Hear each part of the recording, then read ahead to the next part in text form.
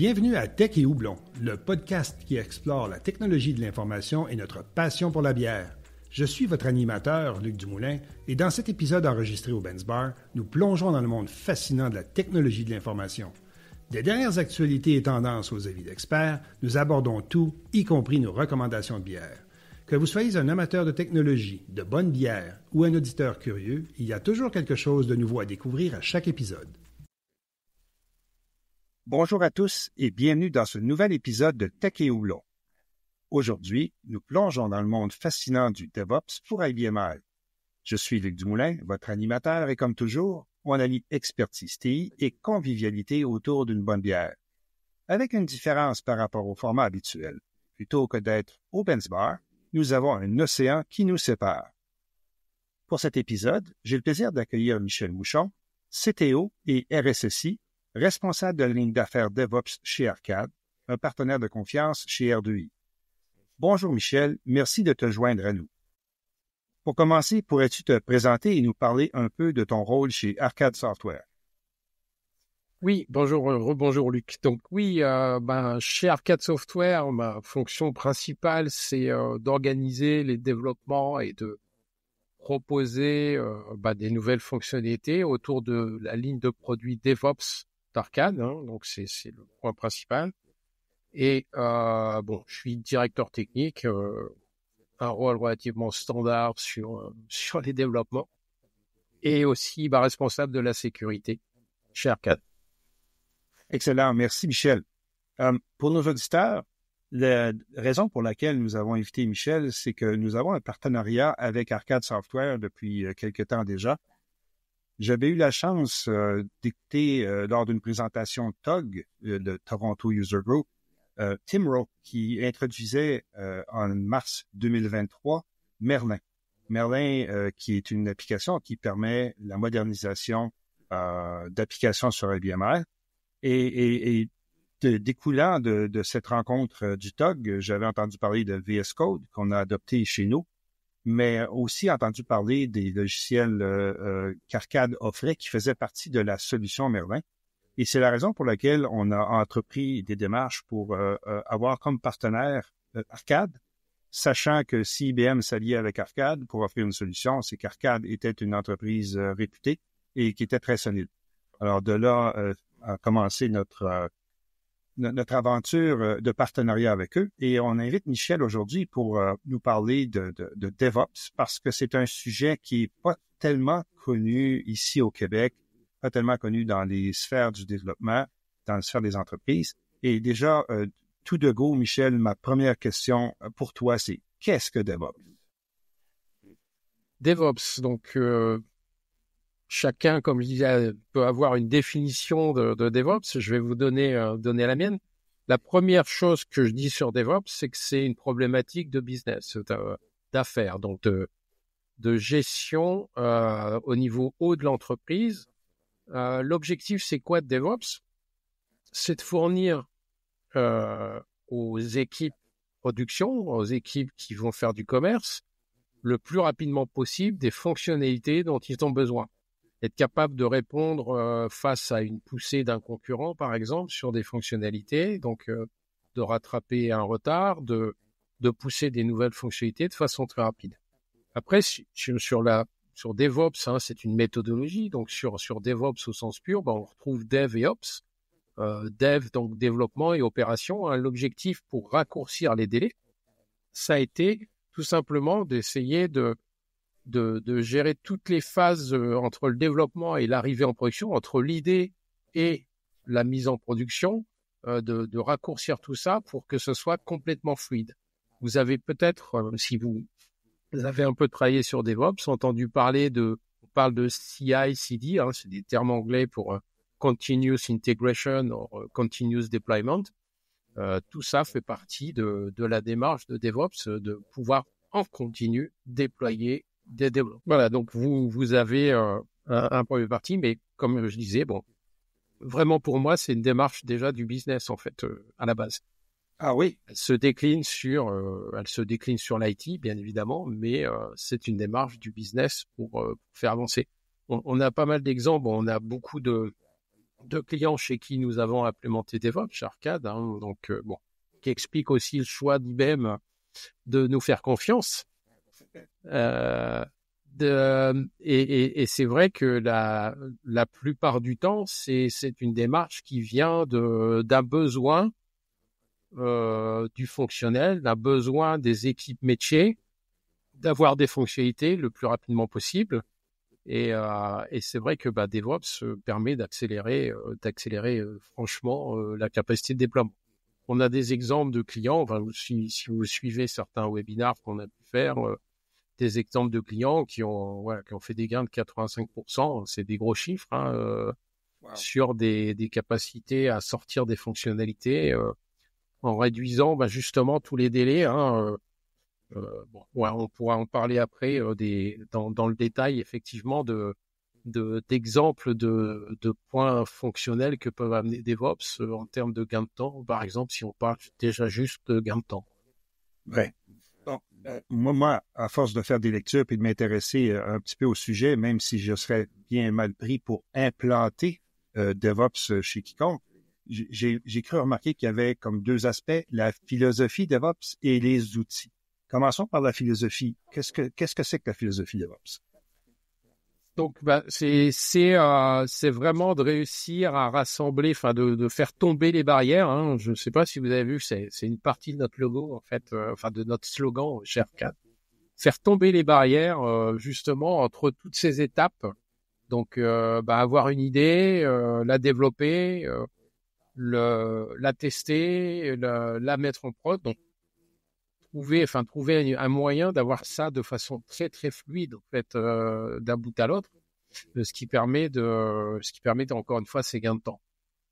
DevOps, c'est plutôt né du monde digital en fait. Donc ça veut dire que on était dans des contraintes des contraintes du digital qui sont des environnements. Je dirais l'essence du digital dans le monde, c'est on pourrait parler d'Amazon, hein, par exemple. Ouais. Amazon, c'est quand même cette première entreprise qui a eu cette démarche de créer des web services, des microservices. Je sais pas s'ils ont inventé le concept, mais en tout cas, ils l'ont bien pris en marche et ont vraiment poussé à l'utilisation, poussé à l'extrême ça. Une démarche DevOps pure digitale, on a une mise en prod tous les 10 secondes. Ça veut dire que Facebook ou des boîtes comme ça, ils ont des mises en prod de petits bouts, c'est tous des petits bouts. Et en fait, ça veut dire quoi? C'est toute cette étape d'automatisation, ça veut dire que tout d'un coup, c'est plus un événement, c'est une chose normale et continue. Continuous integration, continuous deployment, dont je parlais tout à l'heure. C'est une chose qui devient naturelle et normale. Je finis mon code, je valide mes modifications, elles passent en automatique dans des cycles, dans des cycles de tests, etc., pour sortir en production en quelques instants s'il faut, quoi. Donc ça c'est une démarche DevOps au sens, on va dire global, plutôt digital, où on est dans des clusters de microservices. Je vais parler un peu de technique, mais et donc, en fait, on a des redondances en permanence, ce qui fait que le risque de mettre en prod un bug, il est très, très minimisé, en fait. Hein. Donc, c'est parce que c'est ça souvent le contre, ce qu'on nous oppose un petit peu, c'est oui, mais on fait un commit, on fait une validation du code et ça part en production, et donc est-ce qu'il y a eu suffisamment de tests? Est-ce que c'était validé? Oui, il y a tout ça dans DevOps. Donc justement, on a des garde-fous importants pour permettre de dire que c'est bon. Alors, est-ce qu'on met plus de bugs en prod parce qu'on est en DevOps? Non, parce que justement, comme on a des cycles rapides, même si dans l'absolu le bug arrive en prod, il est corrigé dans la minute, quoi. Donc c'est là où on a, je sais pas. Si vous êtes des utilisateurs d'Amazon, de Facebook ou des choses comme ça, est-ce que vous avez déjà remarqué des bugs qui vous bloquaient?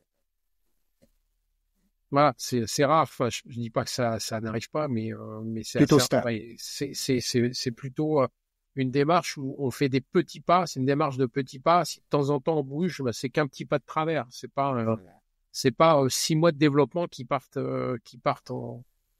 sur le côté et puis on se retrouve bloqué avec des problématiques infinies, etc. Donc voilà, c'est aussi la politique des petits pas. Ouais, je comprends. Maintenant, je comprends pour Amazon, je comprends qu'ils sont des précurseurs dans l'invention et Netflix aussi, là, tout ce qui s'appelait la portion digitale. Si on colle ça un peu plus sur notre monde à nous, où on est habitué de travailler dans les systèmes legacy avec des blocs monolithiques juste de code source de 8, 10, 12, 15 000 lignes, une fois tout bindé ensemble, tout lié ensemble avec le ILE, on peut se ramasser avec des monstres de 75, 100 000, 200 000 lignes de code.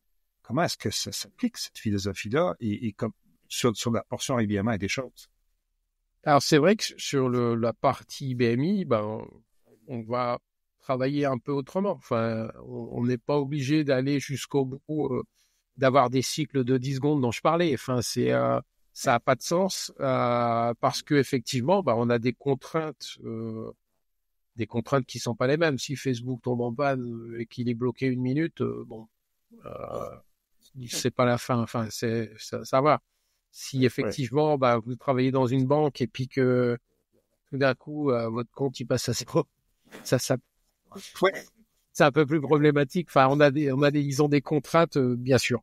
Donc, on sait que le monde IBMI, le legacy en général, on pourrait parler du Z, mais donc le monde IBMI, qui est notre spécialité, a des contraintes, a des choses à respecter en termes de développement. Nous, sur des implémentations DevOps, ce qui nous intéresse, c'est d'essayer de faire déjà les gains en fait de temps. C'est pas forcément de mettre en place de bout en bout.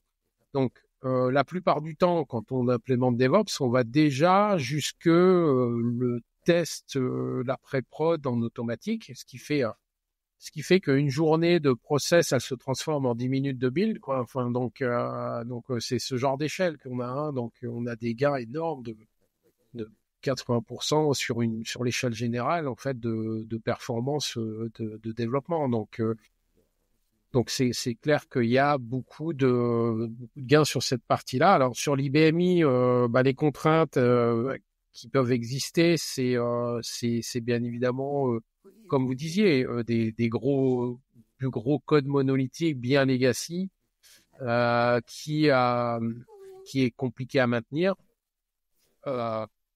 Là encore, le fait de pouvoir quand même avoir des mécanismes de construction, hein, on appelle le build en automatique, font gagner beaucoup de temps, même sur ça. Donc aujourd'hui, on le voit bien et nos clients banques, on a énormément de clients dans le domaine bancaire, c'est 50% de nos clients adoptent DevOps parce que déjà, comme vous le savez sûrement, la banque c'est avant tout des boîtes de techno, en fait, maintenant. Hein. C'est ils gèrent les flux financiers, mais c'est des boîtes de techno. Et aujourd'hui, qu'est-ce qui fait qu'une banque, elle va être plus performante? La plupart du temps, c'est son outil informatique. Donc, ils ont adopté en masse DevOps, quasi toutes les banques. Hein. On est partout dans le monde, dans les banques. Donc, ils ont adopté DevOps en masse parce que c'est clairement une méthodologie qui apporte, même sur du legacy, de gros avantages en termes de temps. On peut parler tout à l'heure, tu as évoqué les outils en fait sur cette partie-là. Donc on peut parler d'outils. Alors il y a des outils standards dans DevOps qui sont des outils généralistes. On peut parler de Git, donc GitHub, GitLab, Bitbucket, pour en citer quelques-uns qui ont pignon sur rue, donc qui sont des implémentations sur Git. Ces outils-là apportent une orientation social coding, comme on dit en France. Social coding qui permettent le dialogue entre justement les équipes. Aujourd'hui, on a beaucoup de clients qui ont bien sûr des développements mixtes. On va retrouver du développement web classique, que ce soit du Java, du .NET, du React, Angular, quelles que soient un petit peu les technologies. Donc des gens qui sont plutôt très agiles. Hein. DevOps c'est basé sur agile, donc plutôt très très agile en termes de développement, qui se retrouvent effectivement face à des équipes legacy, là où est le métier et là où est probablement le contenu de ce qu'ils doivent traiter, qui sont dans des modes très lents, ou des modes, enfin, ce qu'on appelait le style waterfall, hein, qui est le projet classique, spécification, développement, test, enfin, qui prend 6 mois, enfin, mois ou 10 mois. Donc, quand on est chanceux. Oui, non, mais qui génère des effets tunnels. Les aspects agiles que prône DevOps permettent d'essayer de gommer ces effets tunnels. C'est sur le legacy, on sait bien que des fois, on est entre les deux. C'est-à-dire que on peut pas faire si je parle un petit peu Scrum agile, on peut pas faire un sprint de 2 semaines sur ce qu'on fait, enfin, parce que une modification base de données, ça peut toucher, j'ai un exemple là de société qui veut faire évoluer son système, ça touche 500 tables, ça va nécessiter de compiler 5000 programmes et faire un peu de modif. Donc on est bien d'accord que sur ce genre de choses, de toute façon, la version stable suivante du produit, c'est quand tout est compilé, quoi. Donc après, il y a des méthodes pour essayer de quand même avoir des livraisons le plus régulières possible, les plus stables possibles, avec une sérialisation de certaines modifications, tout simplement. Un autre aspect contrainte mais inversée que je pourrais nommer, c'est aujourd'hui, ces outils comme Git, je reviens sur cet outil-là, il permet vraiment une gestion très fine de l'historique des changements, beaucoup plus fine que les outils qu'on appelait gestion de configuration logicielle avant, hein. Donc, les gestionnaires de sources qui travaillaient plutôt aux membres, hein. Aujourd'hui, si vous prenez les outils un peu qui ont pignon sur rue standard, on fait une modif, on modifie un membre, on a l'historique, on sait que le membre a été modifié, on a la date au fond à droite dans SEU là qui vous indique que la ligne était changée. Bon, les lignes supprimées, on les a pas, etc. Donc ça reste bon. On avait pris l'habitude. Avec DevOps, vous avez, avec Git, hein, dans la démarche DevOps, on a une vision beaucoup plus précise. On est à la ligne de code, quoi. Donc l'outil fait systématiquement des comparaisons. Donc ça, c'est vraiment poussé. Donc ça permet d'ouvrir aussi les chakras sur la désérialisation du développement. C'est-à-dire là où les projets ils étaient à la queue leu-leu, ils s'attendaient l'un après l'autre, on se retrouve avec une parallélisation possible, beaucoup plus simple, beaucoup plus efficace, ce qui permet de démarrer un projet long, d'avoir un petit projet rapide qui passe entre deux parce que de toute façon on est pressé parce que justement il y a un peu une sorte d'urgence pour pousser par rapport au business, hein, tout simplement, par rapport aux affaires en cours. Donc une ouverture forte. Donc nous on a beaucoup de clients qui sont partis là-dessus, sur cette démarche-là par exemple. Donc, la désérialisation, juste pour qu'on s'en fasse une image, qu'on comprenne, c'est que dans les développements en waterfall, on a une série de codes sources qui est bloqué le temps que ce projet-là est en cours et il n'est pas possible de réutiliser un de ces objets-là, sauf pour urgence catastrophique, parce qu'on a un problème en prod, on fait un check-out de l'objet, on fait ce qu'on a à faire et on doit réappliquer par la suite. C'est à ça qu'on fait référence? Oui, en fait, je dirais, oui, c'est ça le problème. Et c'est pour ça que si on raccourcit le temps entre le moment où on prend l'objet et le moment où on le libère, on génère beaucoup moins de conflits puisque l'objet, il est tenu moins longtemps. C'est presque mathématique, en fait. L'objet est tenu beaucoup moins longtemps puisqu'on essaie de faire des cycles plus courts. Donc, on a moins de risques de conflit. Et en plus, on peut se permettre plus de parallélisme en fait et donc de mieux répondre au business. On peut avoir des équipes à géométrie variable. Pour un projet, avoir une équipe qui rentre pour faire du travail, faire avancer ce projet plus vite et puis cette équipe elle sort. Donc on a de la flexibilité, ça introduit la flexibilité dans les développements, un tas de domaines pour permettre d'optimiser les développements. On est de Git. Une des forces de Git, c'est d'être capable de faire du code merge, c'est-à-dire la fusion de code entre ce qui était la base et ce qui a été modifié, validé, s'assurer. Si on a un autre projet qui utilise le même code source, on est capable de partager à plusieurs le même code source. Et la force de Git étant de déterminer où sont... je vais te laisser commenter parce que je ne l'utilise pas. Mais vas-y. Voilà, oui, tout à fait. Juste pour que ce soit clair pour les gens. OK, très bien, oui. Git, oui, il intègre, c'est une fonction qui s'appelle gitdiff.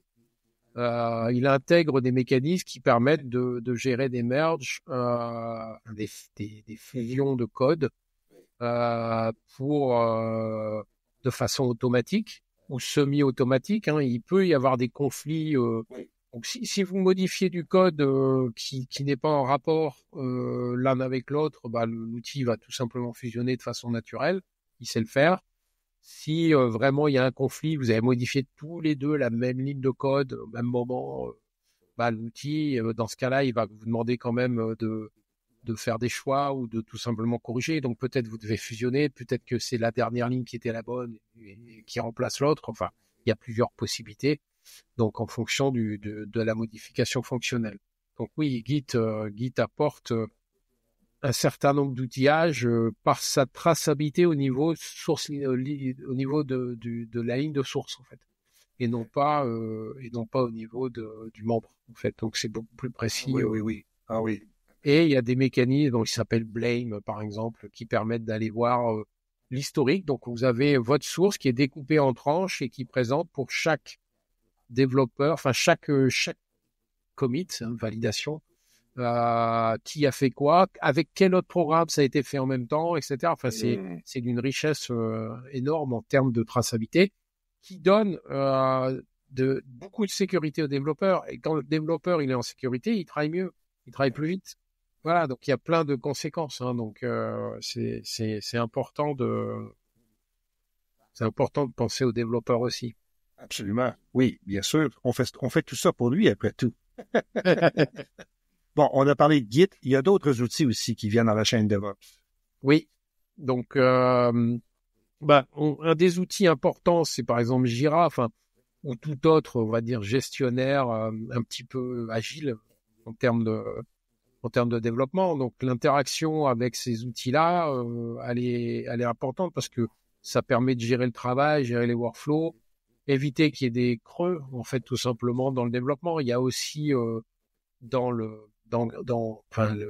le summum après dans l'implémentation d'un concept DevOps, c'est ce qu'on appelle le value stream management, c'est-à-dire la mesure de toutes les étapes et des trous qu'on peut avoir dans les étapes qui restent pour essayer encore d'optimiser ça. Donc ça, c'est vraiment la deuxième étape après qu'on ait implémenté du DevOps, c'est d'optimiser ce DevOps par des processus de mesure continue de l'activité. Donc c'est important.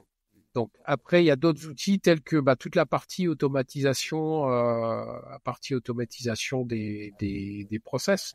Donc on retrouve un des open source vedettes, c'est tout simplement Jenkins en fait, qui existe depuis bien longtemps, qui permet de gérer tout le process depuis je valide le contenu d'une branche, parce que Git fonctionne avec des branches.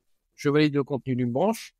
Directement là, il y a un déclencheur qui va lancer ce qu'on appelle un build, un travail dans Jenkins qui va enchaîner toutes les étapes qu'on a pu automatiser.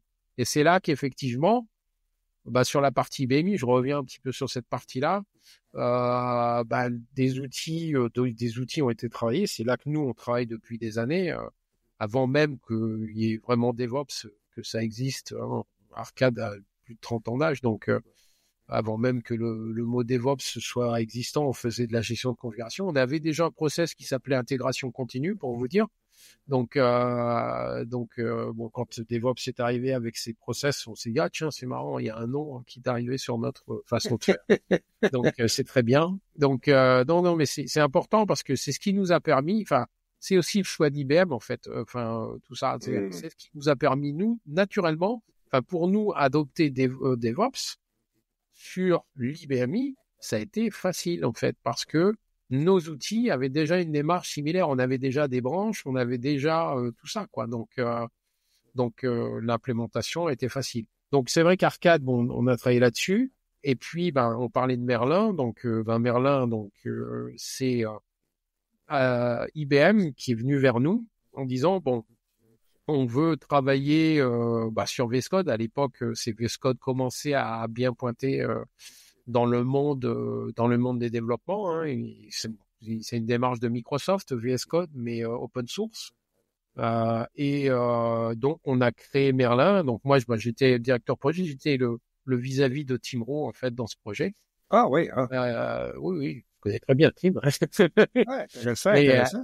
Voilà. Et on a travaillé donc réutiliser tout le travail qu'on avait, donc tout notre savoir-faire au niveau d'Arcade, pour ajouter Merlin, c'est au-dessus d'Arcade une couche qui permet son accès directement sur des environnements cloud, en fait, hein, des environnements qui permettent de virtualiser complètement les développements. Donc, quand vous utilisez Merlin, en gros, vous avez un Arcade, vous avez besoin de rien installer sur le poste du développeur, il se connecte à une URL et puis il accède au poste du développeur directement via un VS Code dans un navigateur Internet, tout simplement. On retrouve à peu près des fonctionnalités similaires, un petit peu plus simples du côté de Merlin, parce que nous, on a beaucoup de clients et donc on a beaucoup de fonctionnalités et donc on a bien évidemment choisi en fait pour rester plus dans le moderne, peut-être moins de support de certaines fonctionnalités legacy sur Merlin, mais clairement une volonté d'avoir un environnement de développement moderne, donc basé sur VS Code comme on disait, connectable avec du Jenkins, utilisable avec du Git, quelle que soit la version de Git que vous utilisez, GitHub, GitLab, quel que soit l'éditeur, donc tout simplement une accessibilité à tout ça. Michel, c'est hyper intéressant. Le temps file à une vitesse incroyable. J'aimerais peut-être si tu pouvais toucher un peu sur les contraintes sur les humains en conclusion sur notre sujet qu'est DevOps. Très bonne question, Luc. C'est clair que de par l'expérience qu'on a d'implémentation, on a dû faire 300 ou 400 implémentations de nos produits et bon, sur DevOps, ça doit représenter DevOps au sens vraiment moderne et récent, ça doit représenter une centaine. Donc, un des facteurs de succès, c'est l'humain. Les outils sont là, ils apportent des réponses technologiques à la mise en œuvre, mais comme je disais au début, DevOps avant tout une méthodologie qu'il faut embrasser, qui utilise des outils qui peuvent être puissants, qui permet d'ouvrir, comme je l'ai cité, les chakras sur un certain nombre de façons de faire. Et c'est clairement un changement de culture au niveau de la façon de développer. Vous développez beaucoup plus en collaboration avec vos collègues. On a des mécanismes de code review qui sont automatisés dans ces outils-là comme Git, qui permettent de partager en quelques instants le code, d'avoir toute une traçabilité, l'historique de tout ce qui s'est fait dans le code. À chaque fois que vous sauvegardez, vous pouvez avoir un commit et donc une validation et donc un historique de ce que vous avez fait. Donc tout ça, c'est des changements importants par rapport par exemple, à des clients qui utiliseraient juste SEU. Donc il faut travailler cette partie-là. Je rappelle quand même que par exemple la partie arcade permet de travailler avec SEU, RDI, VS Code sur le même code, dans les mêmes projets, et donc d'implémenter, ça fait partie des contraintes qu'on essaye de gommer, de se dire mais moi j'arrive en fin de carrière, c'est la réalité, on en voit souvent, j'arrive en fin de carrière, j'ai pas envie de rapprendre VS Code, là c'est très différent de ce que je fais, moi je connais SEU par cœur, je tape les yeux fermés, je connais tout et je voudrais rester. On permet ça tout en utilisant Git, nous. Donc, en fait, un développeur peut rester sur le 5250 avec SEU, faire une mise à disposition, aller récupérer son source dans Git, travailler, valider ses modifications, renvoyer, et le collègue d'à côté qui a peut-être 20 ans de moins et qui, lui, c'est un geek et puis qui travaille avec VS Code depuis qu'il est tout petit, faire exactement la même chose sur le même projet que lui, travailler sur le source code d'à côté. Ils peuvent récupérer le source de l'un et de l'autre, une interopérabilité complète. Donc ça, c'est un des gros points forts d'Arcade, enfin un des, parce qu'il y en a plein. Mais effectivement, c'est ce sur quoi on a travaillé et c'est important par rapport à l'humain, puisque ça nous a permis de dire que on tient compte de l'humain. On avait fait un webinaire spécifique là-dessus, à la limite, si vous voulez rechercher dans l'historique, des webinaires qui s'appellent Bring Your Own Tool. Donc, c'est nos amis américains qui l'avaient fait, c'était pas fait en français, c'était en anglais, mais qui permettait de montrer, ils montraient dans ce webinaire 3 personnes qui utilisaient chacun leur outil et travaillaient tous ensemble sur le même projet. Et avec une démarche DevOps. Donc voilà, donc c'est toujours intéressant de... Et c'est vrai que l'humain c'est important, et moi le conseil que je donnerais aux boîtes qui veulent avancer sur DevOps, aux entreprises qui veulent essayer de pousser, c'est de travailler justement la méthodologie avec les personnes, avec les personnes qui seront concernées, parce que il faut une adoption des principes avant même de commencer à... Enfin, vous apprenez à écrire avant d'écrire, quoi. Donc, voilà. Donc, ça retouche le sujet un peu plus tôt, qui est comprendre la philosophie, la préparer, l'appliquer avec des outils. Et ça se fait dans le monde d'IBMI aussi bien que dans le monde open. Tout à fait. Fantastique. Michel, je te remercie infiniment pour ta participation à cet épisode. On va sûrement avoir la chance de se reprendre pour parler d'autres sujets, car il y en a plein de sujets comme ça à couvrir. Merci encore une fois et on se reparle très bientôt. Merci Luc. Merci. Bonne soirée, bonne journée. On verra. Oui, c'est ça.